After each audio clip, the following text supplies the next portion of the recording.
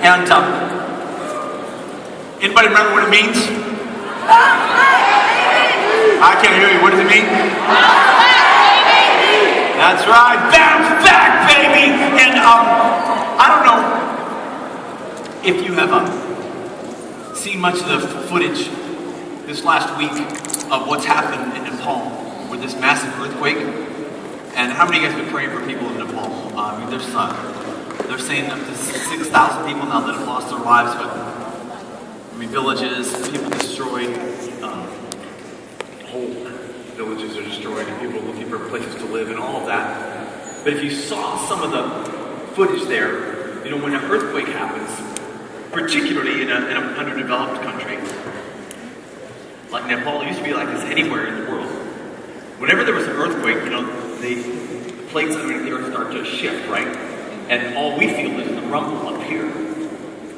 And back in the day, in the old days, this is what happened in Nepal, what happened anywhere in the world, where cities would crumble, people would run and scream, you know, out of control. You know, of course, they still do that. But buildings would implode and right on top of people, like they did in Nepal. They used to be like this all around the world.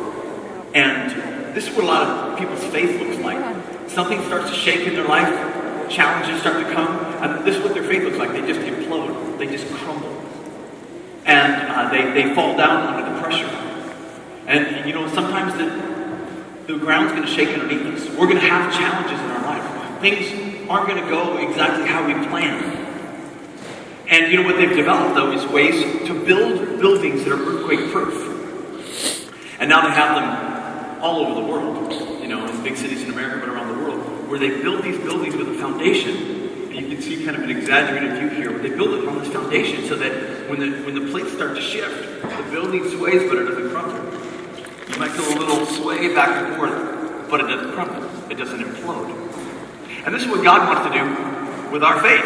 If you look real closely, there's an earthquake going on here. You'll see the building on the right. It's swaying back and forth, but it's not crumbling.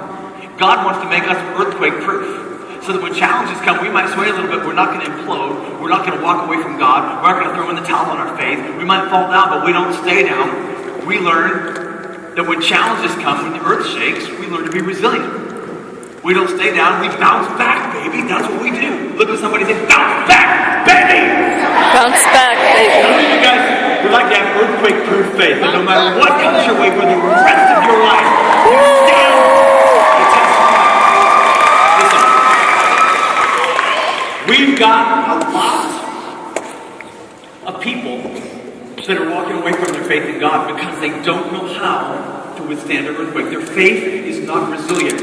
It's not earthquake-proof. So this is what today is all about, is helping you to build your faith strong, a strong foundation so that you can withstand anything. Now, I know God did a lot last night. How many feel like the life of God just got breathed into you last night all over again? Like, wow! So the thing we have to do is figure out how do we keep our faith alive in the middle of all the challenges that come our way. So what I want to do here just real quick is I'm going to bring up the lights. I'm going to bring up the house lights because I want to show the world what you guys look like. But I'm going to do a little video here because I want you to I want you to shout. Bring up the house lights real high so I can see, everybody can see. I'm going to pan the crowd when you do this. Even higher so I can see everybody. Bring them up real bright. The house lights, real bright. So I want to see everybody in the back. I want to show the world what you guys look like saying this. We're going to all together, when I say, what does resilient mean? And I want you guys to scream it as loud as you can. I'm going to pan the whole crowd, okay? We're going to show the whole world. Ready? Here we go. Ready? What is resilient? Just a second. What does resilient mean? Talking about what does resilient mean? Bounce back, baby! That's what we do! We don't fall down and stay down, we get back up. And that's what we're going to talk about all day long today. Now, we want to start by, first of all, are there any moms and dads here? How many of you are thankful for your parents?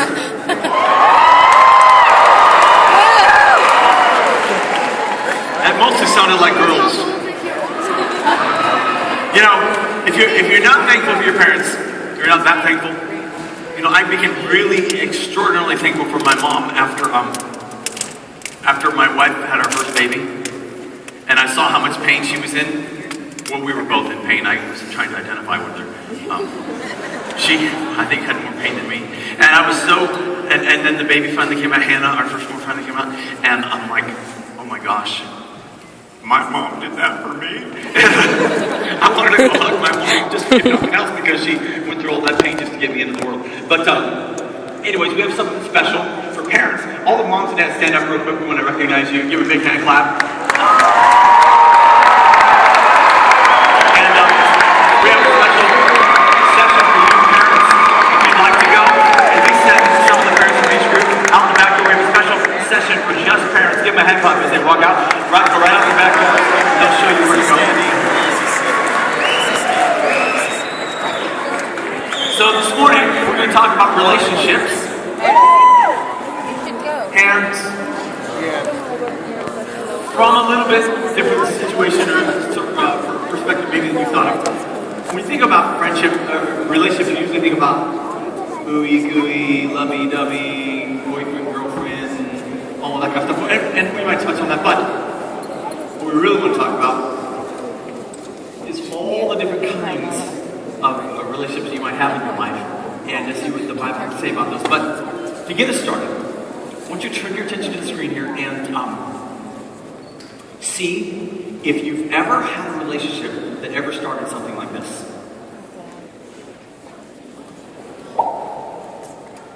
Oh my God.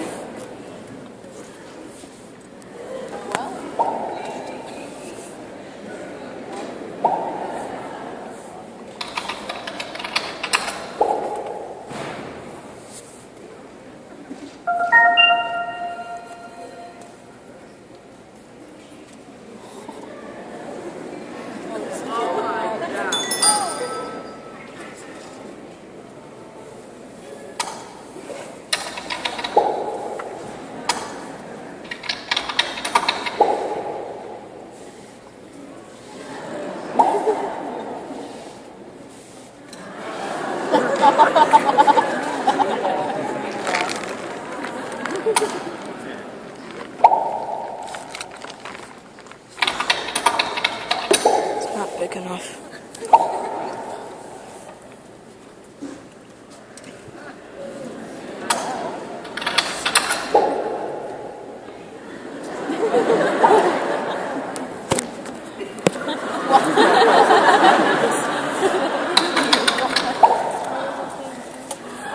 It's blind burrito.